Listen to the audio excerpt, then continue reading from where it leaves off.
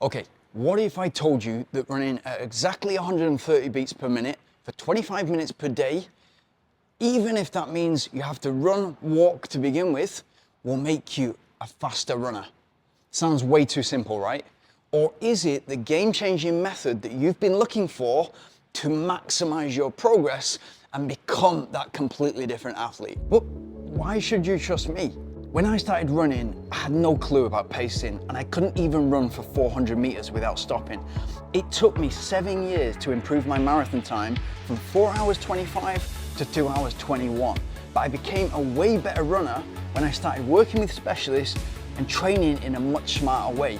I went from inconsistent performances to representing my country in both the marathon and ultramarathons, and I've coached runners at all levels with exactly the same approach. So if you're looking to make a huge PB this year, please get in touch. So theoretically, to begin with, why could this work? Why could running at 130 beats per minute consistently at that effort for 25 minutes a day, how can that work?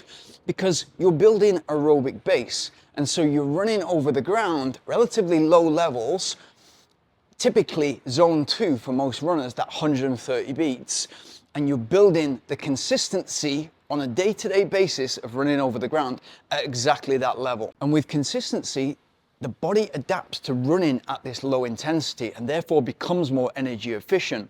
And so we can run at a faster pace for the same effort. And then we've got improvements in neuromuscular efficiency. Repeatedly running at the same intensity reinforces those neuromuscular pathways, teaching the muscles to work more efficiently. This improves running economy, meaning less energy is required for the same effort. Number 3 is probably my favorite. It's that gradual adaptation, and especially for a beginner getting into running or somebody who's running daily for the first time, it's a manageable chunk of time, and so the injury risk is low.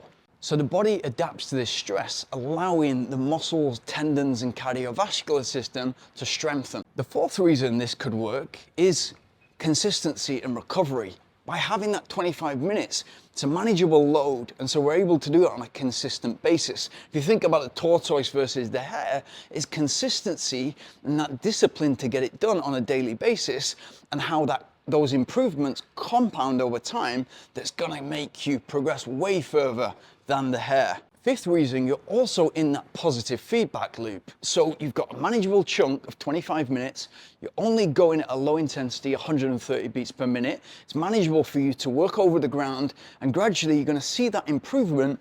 And so you're in a positive feedback loop because you feel yourself almost on a weekly basis, especially initially, getting faster at moving over the ground because you're becoming more efficient as an athlete. So you're building that aerobic base. You're building efficiency neuromuscularly, gradually having that adaptation, and so you're allowing your muscles, your tendons, cardiovascular system to strengthen whilst implementing that consistency and allowing the body enough time to recover, and at the same time being in that positive feedback loop. So absolutely, there's no doubt it can work, and I'm going to show you now how to implement it, where it falls short, and how to maximize this strategy. But it answers one of those often asked questions that we get as coaches, which is, how can I move over the ground? How can I run faster for less effort? We've got to look at it as we want to run as fast as we possibly can for the least effort, which means we can run even faster. So how do you implement this method? 25 minutes per day. Start with a warm-up, even if that's 5 minutes, and just you walking, gradually jogging, and getting your body primed, ready to tackle that 20 minutes. And even if that is running and walking, and it might be a minute on, a minute off, and you're running as slow as you possibly can to keep your heart rate at 130 beats. So wear a heart rate monitor, ideally a chest strap. It's very accurate, and it's showing you exactly that you're at 130 beats. As soon as you get to 132 beats or more, stop, walk, get your breathing under control, let your heart rate settle, and then go again. That in the beginning might be 12 times 1 minute with 1 minute walking in between. Consistency is key, and you don't want to get burnt out, whether that's burnt out with the idea of I've got to go out and run every day to only 25 minutes. So if you do that first thing in the morning, as soon as you wake up after 15 minutes of you hydrating and going again, that's going to be a great way to start your day. And track the data. So whether that's on free Strava app or on your watch, see how far you're going, but don't get too competitive with yourself in the beginning. The key is to stay as close to 130 beats heart rate as you possibly can and move over the ground. So practice at becoming the most efficient runner you possibly can. So your arms are coming up just above chest height. They're nice and aligned. They're not too far. Your elbows are not too far away from your body. In turn, your toe, ankle, knee, and hip is all aligned. You're landing mid-foot and you look like a great runner. Brilliant to practice that, and it's great to practice that early in your running journey because you'll thank me later. And in terms of testing that and seeing how far you've come, in the beginning, you should see massive gains. So within 2 to 3 weeks, you'll see a big improvement.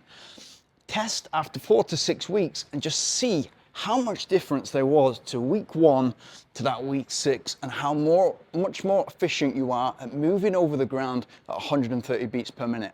So where does this method fall short? For new runners, especially those that have never done sport before, and especially those that have never ran before, or for a long time, it's a great way to start. Doing something like 12 times 1 minute, running as slow as you possibly can, and walking for that minute in between and letting yourself recover and then going again. Perfect way to install and hardwire that habit, which is going to do great things, not only for your physical and physiological self, but for the rest of your life too, and mentally. And the beauty of it is it's a manageable chunk. It's only 25 minutes, and if you get that done first thing in the morning and don't leave it till later on in the day when a Zoom call or a physical meeting can get in the way, or somebody keeps you later on at work, if you tick that fitness box first thing in the morning, not only are you going to be getting those physical benefits and feel better about yourself, those mental benefits are also going to cross into your career and work life. They're going to make you feel better. They're going to make you feel more energized. Doing that run and being consistent with it, it's you achieving something, accomplishing something before you've even got to work. That creates a happier person. So once you've done this for 4 to 8 weeks and you're seeing yourself moving forward, it's extremely repetitive, and you'll notice that. And it's brilliant that it's repetitive because you're then installing this habit of getting out and running.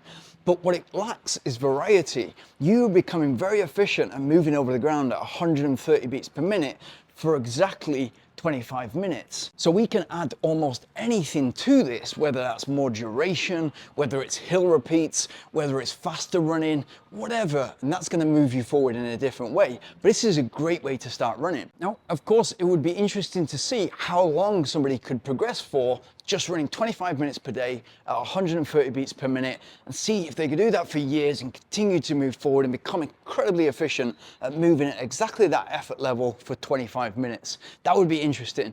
We already kind of know, because progress slows if the training load doesn't change. So over time, we're going to need to increase the duration or implement new training stimuli. And the last part where it falls down is it's not a distance specific goal. So if you're trying to train for a 5K or a 10K, then it's going to fall short. But again, it's a great base building activity and great to insert that consistent habit of you getting up every single morning, making it happen. From there, you can go on and do whatever you want in terms of 5K and 10K. So how do we maximize this strategy and make it work optimally for you?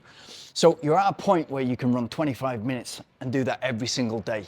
If you just have a rest day, let's say that Thursday, middle of the week, you're not running, you're having a complete rest day, your legs are freshening up, then you start to increase the duration, 1 or 2 of the runs. So you take that initially up to 30 minutes and then up to 35 minutes and 40 minutes. You gradually do that over the weeks. And again, gradually is the important word there. By testing regularly, every 4 to 6 weeks. So first of all, how is it working for me? That 25 minutes at 130 beats. Test yourself after 4 to 6 weeks. Okay, I'm able to cover a little bit more ground. Average pace is up for the same heart rate. Brilliant, we're moving in the right direction. Then once you include that faster session and gradually increasing the distance, 30 minutes, 35 minutes, 40 minutes, be testing every 4 to 6 weeks. Are you handling the load? Do you feel fatigued? Is that rest day working for you? And how much are you moving over the ground for that initial 25 minutes again? So, can running at exactly 130 beats per minute for 25 minutes a day make you a faster runner? Absolutely, but to a point.